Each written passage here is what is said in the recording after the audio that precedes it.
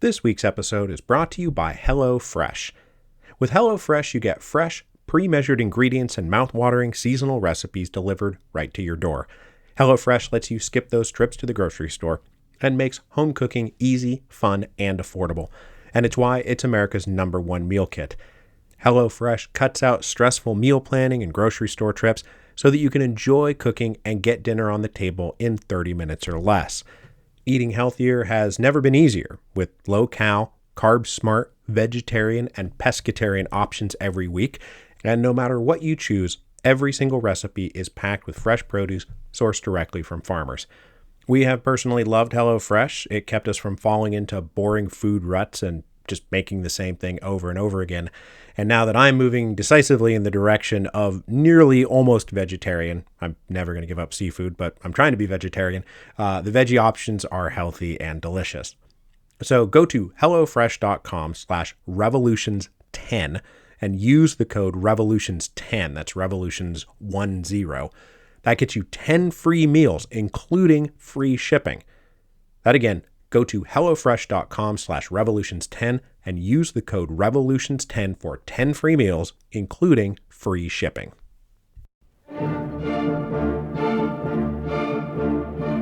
Hello, and welcome to Revolutions. Episode 10.43, The Coup of 1907. So this is the fourth and final new episode from our little run of long-awaited return of Revolutions immediately turns into a 2-week break thing we got going on. By the time you're actually listening to this, I will have already disappeared back into the final manuscript edits for Hero of Two Worlds, the Marquis de Lafayette in the Age of Revolution. But once that is done and I come back in 2 weeks, the production schedule, and just my life, should be back to normal. And while I'm here talking about Hero of Two Worlds, I have joyous news. We now have a cover, and the book is officially available for pre-order wherever you pre-order your books from. This is actually happening. The publisher just told me that it's all live and ready to go last week. So you can find Hero of Two Worlds on bookshop.com or any of your favorite local bookstores. Now, the official publication date is not until August 24th, so there's still a long ways to go, and I promise I won't be plugging the book week in and week out, at least not until April or May. But if you just go pre-order right now, you won't have to think about it ever again. I'm just saying, it's out there. Go check it out. Pre-order it. Do it for me. Do it for your favorite local bookstore. And they have really taken it in the teeth this past year, so I'm sure that they would love your business. Now this week, we come to what we could plausibly call the final end of the Revolution of 1905. As we have seen in all of our revolutions, it's very difficult to nail down when these things start and stop, because real lived history does not come with clear markers. Now, the tightest lines we can draw for the Revolution of 1905 have it starting with Bloody Sunday and ending with the October Manifesto. Now, for our purposes, I went ahead and started it with the Zemstva Congress in November 1904 because I think the revolution was happening by then, and then I pushed it through the beginning of the First Duma in April of 1906 when the revolution appeared to have won. But lots of people push it out to the end of the Second Duma in 1907, which is what we're going to talk about today, because the end of the Second Duma is when it became clear that the forces of reaction were going to triumph over the exhausted forces of revolution.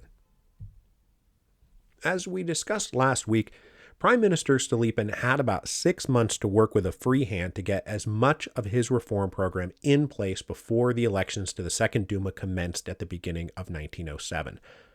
But after the new year came, he had to put all of his attention into those elections. The hope was that he would be able to make the new Duma friendlier and more compliant than the first one had been. To help ensure this result, Stolypin's government put their thumb on the scale wherever and whenever they could. They had a discretionary fund that they used to promote conservative candidates and buy positive editorials in the newspapers. Stolypin also continued to withhold legal recognition from several political parties, which prevented them from meeting openly and ensured that their publications would be censored or shut down, and that candidates formerly associated with those parties would be disallowed from running for office. These non-recognized parties included all the revolutionary socialist parties, of course, but also the constitutional Democrats, the cadets, who were being punished for drafting and signing the Viborg Manifesto. But that did not stop those parties from contesting the election. They just had to be more circumspect about how they went about it. Many leaders of the various parties, including Pavel Milyukov and the cadets, Lenin and his Bolsheviks, Martov and the Mensheviks, set up shop just over the border in Finland. Now, though Finland was a part of the Russian Empire, it operated under a special constitutional arrangement out of the direct reach of the Russian authorities. And among the Finns, the Revolution of 1905 led to a great stirring of patriotic anti-Tsarist nationalism. And the mayor of Helsinki, for example, was happy to not lift a finger to stop the cadets and socialists from meeting and publishing freely in his domains. Now, the cadets, though, were somewhat chastened by their experience in the First Duma, and they adopted a different posture this time around. They had gone into that First Duma hoping to establish bold new terms of a parliamentary constitution and have that be a prerequisite for any further work. This time, their goal was to prove the Duma had a constructive role to play in government at all. Their working slogan was, "Preserve the Duma at all costs." This would no longer be about storming the citadel of autocracy, but instead about beginning, as Milyukov put it, an orderly siege.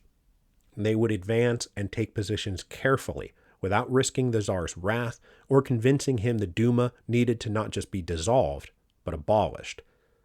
They even said they no longer demanded the right to select government ministers, only that those government ministers have the confidence of the Duma, which basically just meant, are they willing to work with us, rather than we expect to impose our choices on the Tsar.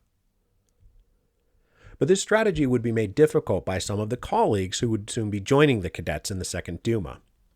The various revolutionary socialist organizations, including the SRs and the Russian Social Democratic Labor Party, reassessed their attitude towards the Duma. If you will recall from episode 10.38 during the elections for the First Duma, they all concluded that this was a trap and a farce, and they boycotted the elections. Many of them now considered this to have been a mistake. The peasants and the workers had ignored their calls to boycott. They embraced the Duma as a legitimate voice of the people. And so it hurt the standing of the socialists to see their natural constituents, or at least who they considered their natural constituents, to turn away from them towards leaders who were running for election. So, now presented with a second bite at the apple, many revolutionary socialists believed that they should run candidates, not because they thought bourgeois parliamentary democracy was cool, but because they didn't want to become irrelevant to the workers and the peasants, and because if they won, they would have an awesome platform to denounce the Tsar and spread their own propaganda. The Social Democrats predictably broke down along Bolshevik-Menshevik lines. Lenin argued that the Duma was still a farce, and they should focus on continuing to organize armed revolution. Participating in the Duma would probably force them to make alliances with the liberal cadets and compromise their principles, which would derail the whole socialist revolutionary project.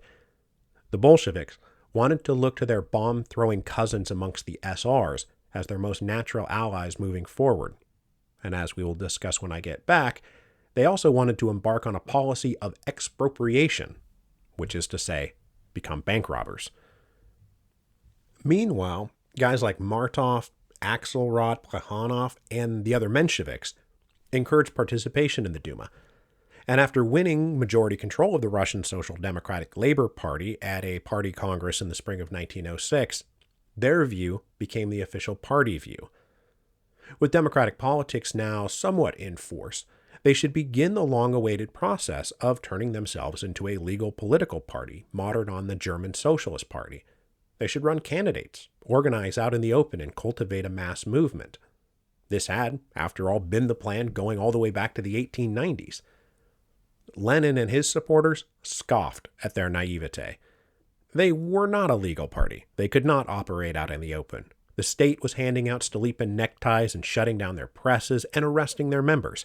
Most of the empire was still under emergency law. There was no democratic civil rights or political freedom to speak of. It was all a mirage. Lenin said if we follow the law is going to lead us all to our deaths. But the Mensheviks prevailed and ran candidates for election in early 1907. A similar debate unfolded amongst the SRs, and I promise after I get back we'll talk a lot more about what was happening inside these revolutionary groups after the revolution of 1905 was over.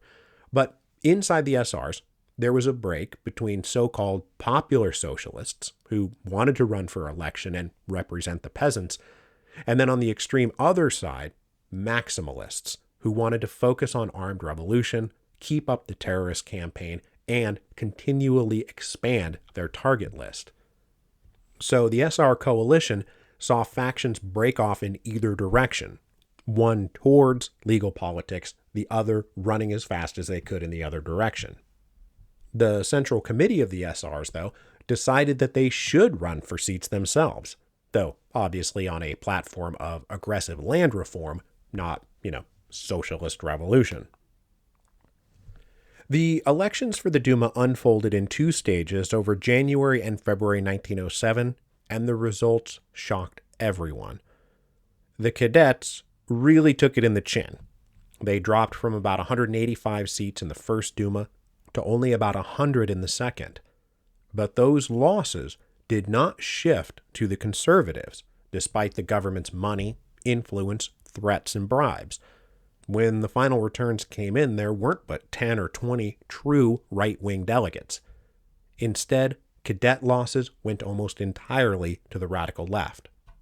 Menshevik-aligned socialists won 65 seats. The popular socialists won another 16 seats. The SRs themselves won 37 seats. And this was added to the peasant Trudovik Labor Party, who once again numbered about 100. So, taking all 450 or so delegates to the Second Duma, more than 300 were aligned with the left. And rounding out that total were another 50 or so nonpartisan independents, a handful of cautious Octoberists, and then groups representing the minority nationalities. There was a group of 46 Polish nationalists and 30 Muslim delegates from the Asian periphery. So, the Second Duma was not more conservative and compliant. It was, in fact, more radical and hostile. This was a major blow to Stolypin and the government, who had been banking on a more conservative assembly. The prime minister faced criticism from conservatives that he was now aiding and abetting a revolutionary assembly, but he convinced the Tsar and his colleagues in the ministry that the Duma would work with him. And he defended the Duma because he believed that if they did what the conservatives wanted and simply abolished the Duma entirely, that it would invite more revolution, not less. But the presence of all the radicals was also a blow to the cadets, who were hoping to hold a moderate democratic line also in defense of the Duma. The cadets hoped to prove that they could work constructively with the government, but man, all those Mensheviks and SRs and radicals were going to make that very hard to pull off. The Second Duma opened on February the 20th, 1907, and this time there was no fanfare or pomp or speeches from the throne. They just arrived at the Tauride Palace in St. Petersburg on the appointed day and started working. Now, the cadets may have lost seats, but they were still a pretty well-organized block of votes, and they held the balance of the majority in their hands. And as they settled into their initial sessions, the primary goal of the cadets was to focus on legislation that fit two basic criteria. First, that the Duma would be united in support of it, and second, that the government would sign off on it. This meant they wanted to focus on things like guaranteeing civil liberties, judicial reform, and restructuring local government. In those areas, they would find broad unity inside the Duma and a willing partner in Stolypin. They wanted to avoid at all costs having to deal with issues that might splinter the Duma's unity or create friction with the government. But this project is going to fail, because the two main issues that are going to consume the Second Duma were guaranteed to destroy unity and create friction with the government: the land question and the terrorism question. Now, for his part, Stolypin's attitude was not dissimilar to the cadets. He wanted to prove the Duma could be a constructive force. But even as he sought compromise and agreement with the cadets and the Octoberists in the Duma, there was a fundamental divide in their respective outlooks. Stolypin clearly considered the Duma to be something far more like a government ministry than an independent assembly. He did not want them to be an equal partner. They were subordinate to the government. Stolypin saw the role of the Duma as a place where issues could be raised for the government to respond to. And then, after being alerted to some pressing concern, the government could craft responsive legislation for the Duma to approve, giving that legislation legitimacy that straight imperial decrees might not have. But Stolypin did not believe the Duma had the right to, as he put it, voice disapproval, censure, or distrust of government policy. They were not there to act as the political opposition. So he regarded their role as something like the Ministry of Raising Issues, or the Ministry of Popular Ratification. And a lot of the coming conflict is far less about the specific issues at hand, and more whether the Duma was going to wind up a subordinated discussion group, or would they be an independent assembly composed of the nation's representatives acting on behalf of the nation, not the government. Even as the cadets and Stolypin tried to find common ground, they were simply too far apart on this basic question to ever really make things work. The relationship between the Duma and the government was put to an early test when Stolypin delivered his first address to the assembly on March the 6th. He outlined his program for the Duma and promised to send them all kinds of bills for consideration. Bills about terms of political freedom, civil rights, local government, judicial reform, labor conditions, education reform. He also promised to abide by the terms of the rewritten fundamental laws, what we call the Constitution of 1906.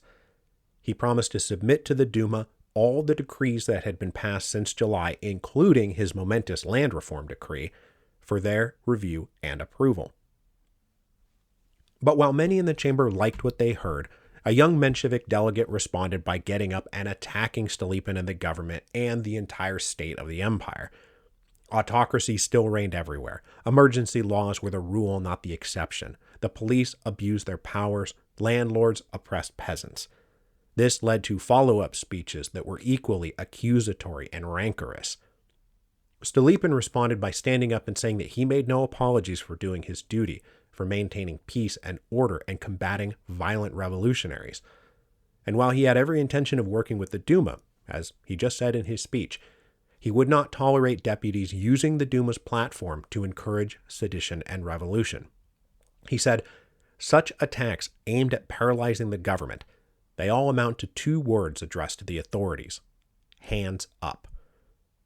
But he refused to be held hostage by threats of violence. And to these two words, he said, the government must respond in complete calm and secure in the knowledge that it is right, with only two words: not afraid. The nature of the Duma's ultimate dysfunction came from the fact that while the cadets tried to advance their cautious siege, radicals on either side either demanded they storm the castle or were deliberately trying to sabotage any working relationship between the Duma and the government. And this wasn't just about the Mensheviks and the SRs and more radically inclined Trudoviks. Those radical right-wing delegates were connected to the URP, the Union of the Russian People, which was a proto-fascist party, and they set out to sow as much dissent and distrust and hostility as possible to break the Duma or prove that they needed to be outright abolished. The Tsar loved the URP, and from the get-go he himself was clearly waiting for any excuse to dissolve the Duma. He wrote his mother that he detested the Duma and could not wait to dissolve them, but he said, quote, "It is too early for all that. One must let them do something manifestly stupid or mean, and then slap, they are gone." So as I said, the cadet plans to focus on things everyone could agree on was doomed, partly because a lot of people in the room didn't want it to happen, and partly because there was no agreement on some of the biggest issues of the day.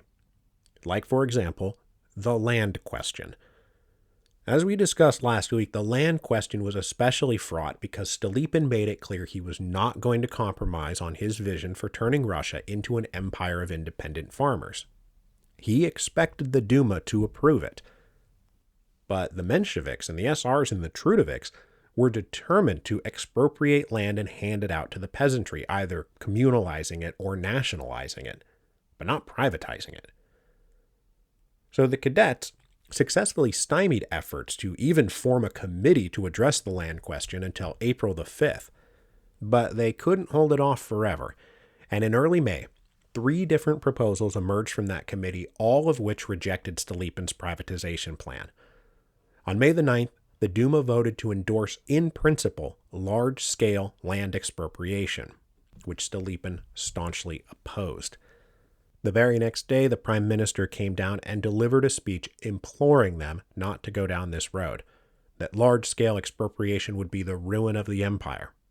He said, "Don't listen to radicals who only want to do this because it will invite the hurricane of social revolution." And he said, quote, "They need great upheavals. We need a great Russia." It was all the cadets could do to avoid taking a final vote on the land question, because it would surely prove that the Duma and the government could not, in fact, work together. Now, the other big issue that's going to help break the Second Duma is the question of political terrorism. As you may have noticed, there is something of an undeclared civil war going on out there. The maximalist wing of the SRs, the guys who didn't want to engage with the Duma, were still out there shooting people and blowing people up. At the end of January 1907, 52 officials were killed in the span of just a week. And I have seen numbers that say there were about 2,500 people killed in 1907 alone, and another 1,000 or so in 1908. Stolypin's own family had almost been blown up, and he himself remained under constant guard because so many people were actively trying to kill him. So for the prime minister, this was personal. Meanwhile, on the other side, the forces of order, the police and the military and the Okhrana, used various emergency laws and courts-martial to fight just as hard and just as violently. Between 1907 and 1909, a total of about 26,000 people were executed, imprisoned, or exiled for various crimes, whether real or imagined. Because of this running civil war, Stolypin demanded the Duma categorically condemn terrorism. But this put the cadets in a very tricky position. The Union of Liberation, that alliance of anti-autocratic forces who had banded together in 1905 to force the Tsar to capitulate, had been built on a foundation of mutual non-criticism. And the cadets took that seriously. They themselves were not terrorists, and they did not like violence, but they also didn't want to openly criticize those who supported it. And they also knew that if they denounced terrorism, they would probably lose the support of a lot of people. In January 1907, Stolypin offered Milyukov a deal. "If you denounce terrorism openly, I will legalize your political party." But ultimately, Milyukov decided it would ruin his reputation and make the cadets seem like sellouts and turncoats. They also rightly suspected Stolypin of purposefully trying to drive a wedge between the Tsar's opponents on the issue, to first divide and then conquer. There were 2 other fundamental reasons why the cadets did not want to criticize terrorism. First, there was the belief that terrorism, and the threat of more terrorism, had been a big reason the Tsar had caved, that the cadet program of democratic freedom had been made viable by the violent wing of the revolution, if only because it made the cadets seem like the safe and sane alternative. The other hang-up was that many cadets pointed out that right-wing groups and the state authorities were engaging in as much political terrorism and political violence as the left-wing revolutionary groups. Those punitive expeditions from January 1906, all the field courts-martials from the past year, the Black Hundreds, all the anti-Semitic attacks. When you added it all up, the body count far exceeded that of the SR Combat Organization, and it was as personal for them as it was for Stolypin. Milyukov had been beaten up by a far right-wing gang in broad daylight. In July 1906, so just after the dissolving of the First Duma, an ethnically Jewish cadet delegate had been assassinated. The URP and the Black Hundreds were quickly implicated as evidence emerged that the four men arrested after the assassination had been hired to do the job. After these four defendants were tried and convicted, the Tsar personally pardoned them. Then, right here in March of 1907, as the Second Duma was underway, another cadet delegate was assassinated, and again the URP was implicated. Nearly every cadet delegate routinely received death threats from right-wing reactionary groups. So, to them, the idea that political terrorism was strictly a left-wing problem was flagrantly hypocritical. As Stolypin tried to force the Duma to take a vote on condemning terrorism, and as the cadets tried to avoid the issue, tips came in through the Okhrana spy network that Mensheviks and soldiers had met in the St. Petersburg Polytechnical School. The delegation of soldiers had allegedly presented the socialists a long list of complaints about conditions and asked them to take up their cause and do something about it in the Duma.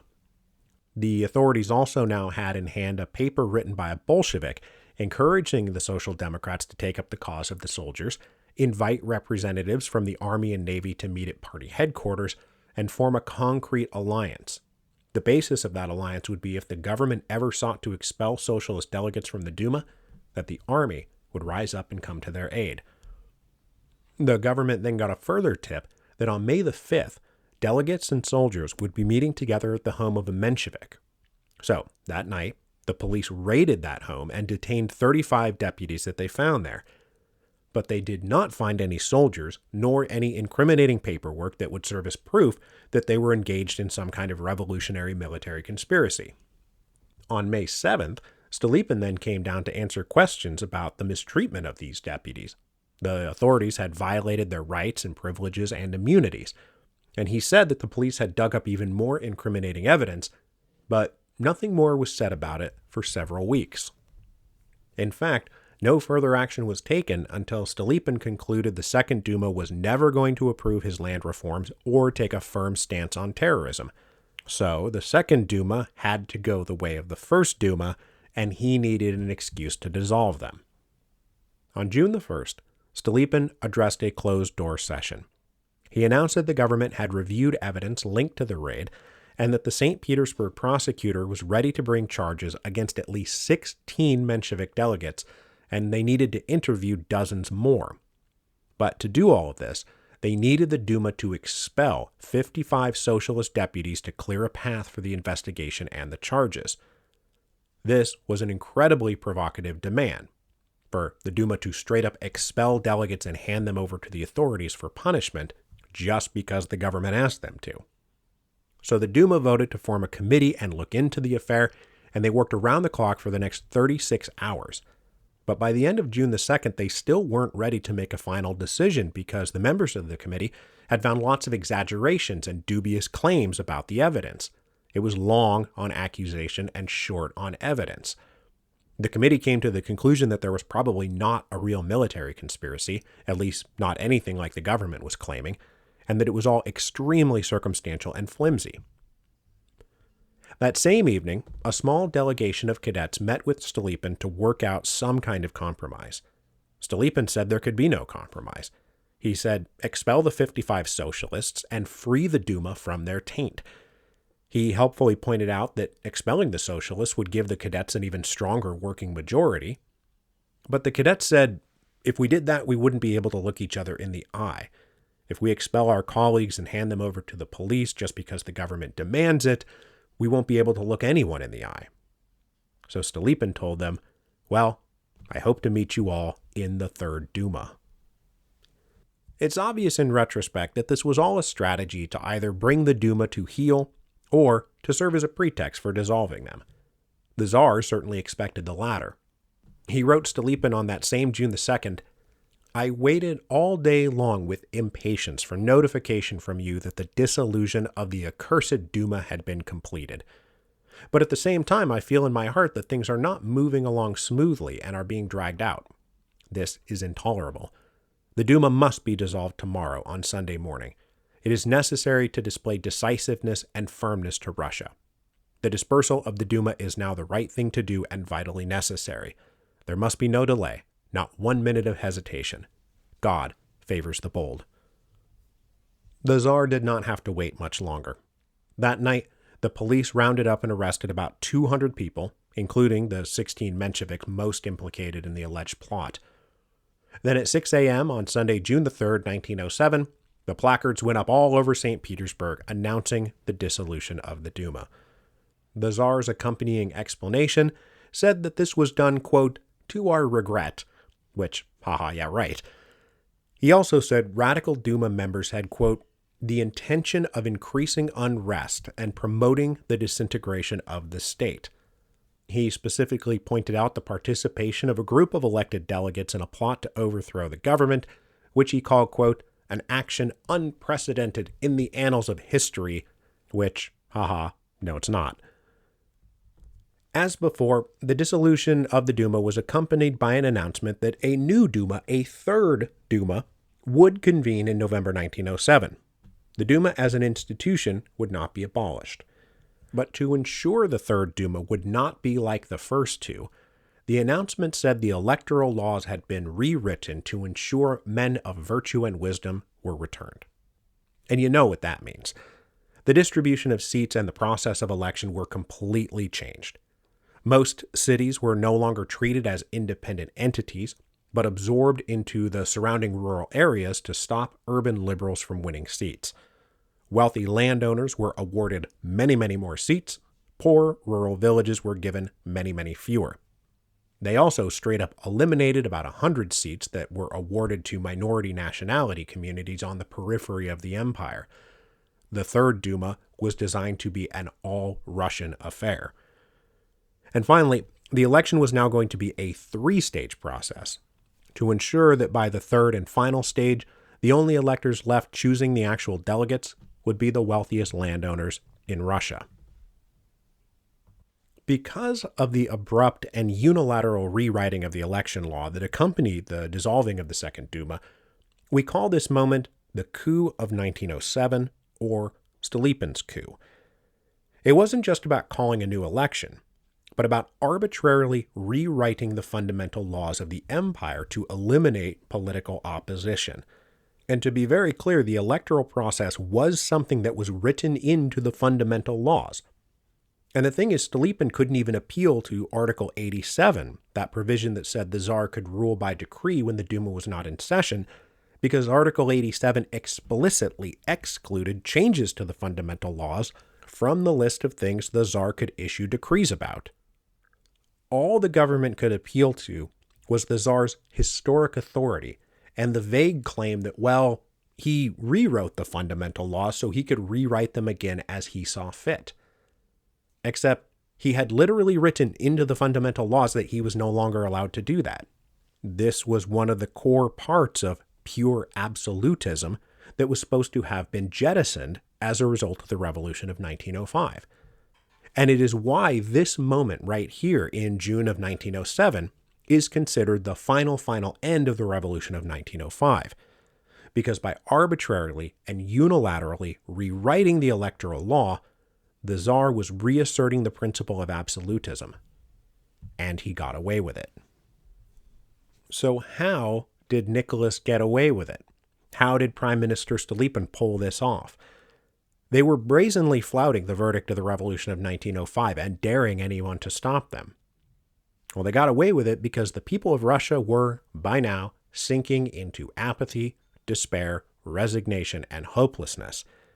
They had worked themselves at the red line for years and discovered the Tsar was just waiting for them to drop from exhaustion.